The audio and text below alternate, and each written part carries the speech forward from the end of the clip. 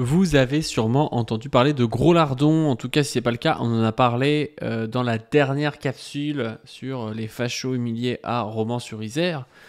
Donc Gros Lardon, c'est l'instigateur, ou l'un des instigateurs principaux, disons, de la ratonnade qui a eu lieu à Romans-sur-Isère.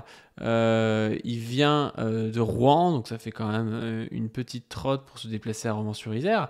Et c'est un néo-nazi, donc quelqu'un d'extrême droite, voire plus que d'extrême droite en France.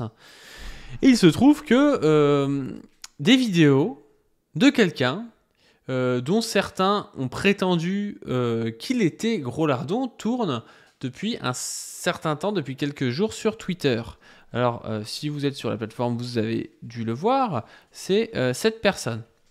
Moi aussi, d'ailleurs, j'ai cru que c'était lui. Là, je vous mets l'intégrale du discours de Gros Lardon sur le fétichisme des femmes européennes pour les hommes africains. Pourquoi je vous mets ça? Parce que tout le monde croyait que c'était lui, Gros Lardon. Parce que tout le monde passait des vidéos et parce que cette personne avait fait un appel à la suite des ratonnades, des tentatives de ratonnade, un appel à tous les influenceurs de droite, et puis tenait un discours d'extrême droite qui collait bien avec le fait d'être un des militants ayant participé à cette marche, quoi, à ces ratonnades. Il se trouve que ce ne serait peut-être pas lui. D'ailleurs, Vincent Flibustier me l'avait dit, c'est pas lui, Gros Lardon. Apparemment, t'as trouvé la vidéo ici. Je lui dis, c'est pas lui, c'est un abonné qui me l'a envoyé. Alors là, il nous parlait d'un discours sur l'attrait des femmes européennes envers les hommes africains. C'est vrai que ça collait quand même. Hein. Regardez ce discours-là. Moi, je m'imagine bien un jeune néo-nazi français penser ce genre de choses. Il faut qu'on parle de ce fétichisme des jeunes européennes pour les Africains subsahariens. Faut pas qu'on se cache derrière notre petit doigt, tout le monde le voit. Tout le monde le voit, voilà, tout le monde le voit, hein. Tout le monde sait que les femmes européennes adorent les hommes africains. Hein. D'ailleurs, je crois qu'en plus il y a des statistiques et que c'est plutôt l'inverse, ce qui est assez compréhensible dans le sens où dans nos sociétés, les critères de beauté sont plutôt des critères blancs, que ce soit pour les hommes ou pour les femmes. Qu'en plus de ça, dans nos sociétés, les Africains ont moins de chances, sont moins représentés dans les gens qui ont des bonnes situations et qu'en général, on préfère que ce soit un homme ou une femme être plutôt avec quelqu'un qui a une bonne situation que quelqu'un qui a une moins bonne situation. Ça me paraît être plutôt l'inverse et je crois que les chiffres disent l'inverse. Hein. J'ai pas ressorti les chiffres, mais j'ai déjà eu des choses comme ça. Donc, mais pour celui-là qu'on va appeler, on va l'appeler Petit Lardon parce qu'il ne veut pas qu'on l'appelle Gros Lardon, donc on va dire Petit Lardon pense l'inverse lui et il dit que ça saute aux yeux. Hein. Faut pas se le cacher. Des jeunes européennes pour les Africains subsahariens. Faut pas qu'on se cache derrière notre petit doigt, tout le monde le voit. Autour de nous, on voit tous que les jeunes européennes, les jeunes blanches, sont attirées par les blacks, plus que par les blancs. Et ça fait une misère sexuelle chez nous. C'est trop bien parce qu'on voit trop qu'il parle pour lui en fait. Ah, c'est sûr que si tu commences à faire des vidéos de ce type sur internet où t'as l'air vraiment bizarre et vraiment d'extrême droite, oui, c'est sûr que t'as moins de chances de choper, je pense. Faut se poser des questions. Est-ce que c'est le cas pour tout le monde, mon cher Petit Lardon? Vous avez dû voir à Lampedusa, c'est le summum, ça vous permet de vous rendre compte vraiment de ce problème.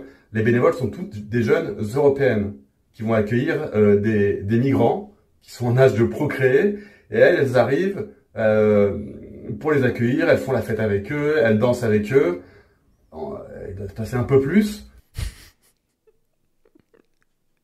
Le délire quand même de l'extrême droite par rapport à ça, c'est ouf. Hein. Ouais. C'est des jeunes européennes. T'es dans un pays européen, le fait que les bénévoles ce soit des jeunes européennes, oui, il y a des jeunes européens, un aussi, oui, il y a plus de chances que ce soit des blancs, du coup, d'accord.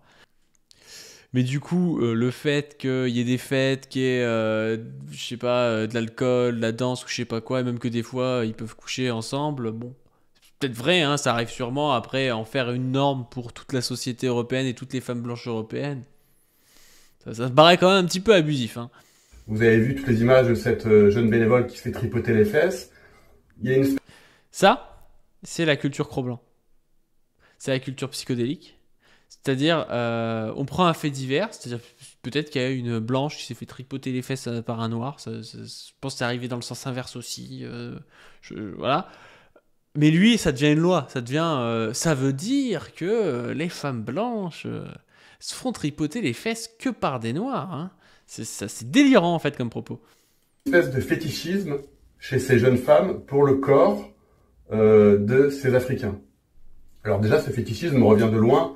C'est une adoration du corps du black, car il aurait des attributs plus intéressants que celui du blanc, et il serait mieux pourvu sexuellement, si vous voyez ce que je veux dire. Ça a toujours existé, ça. Donc, c'est assez primaire, déjà, cette attirance.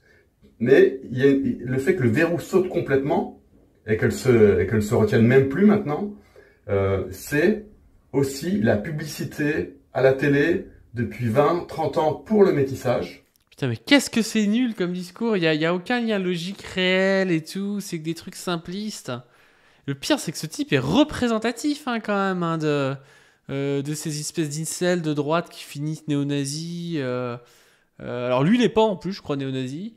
Mais les néo-nazis doivent être encore pires du coup que ce gars-là, ce qui est quand même assez fort. Hein. Et aussi, pour les jeunes femmes, vous savez, les jeunes femmes à cet âge-là aiment les rebelles. À notre époque, quand j'étais jeune, c'était Johnny Depp, par exemple, le rebelle. Et bien maintenant, les rebelles sont les rappeurs. Et les rappeurs, la plupart, sont des blacks. Donc maintenant, les jeunes de 14, 15, 16 ans sont abreuvés de rap, abreuvés de rebelles africains. Et donc, elles tombent amoureuses de leurs idoles. Oh. J'ai rien à dire en fait. Et après, elles cherchent dans la vraie vie quelqu'un qui ressemble à ce rappeur. Et comme elles sont...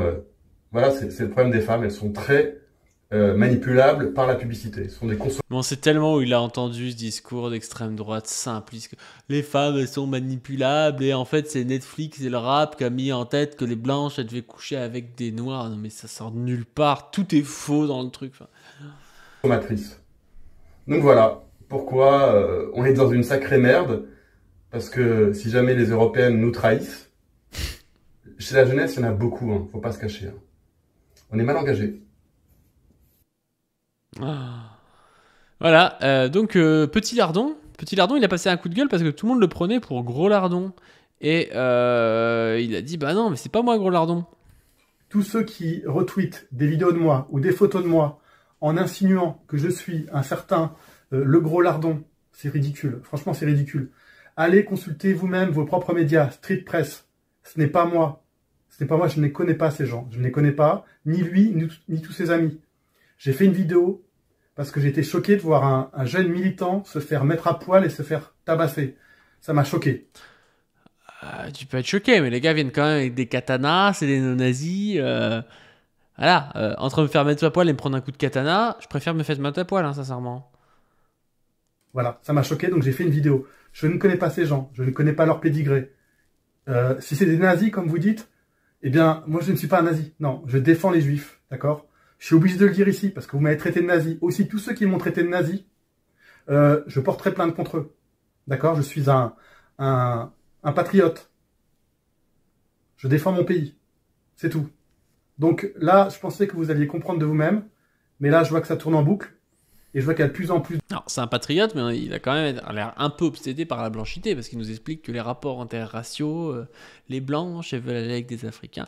C'est pas être patriote, ça. Ça, c'est une vision raciale de la société.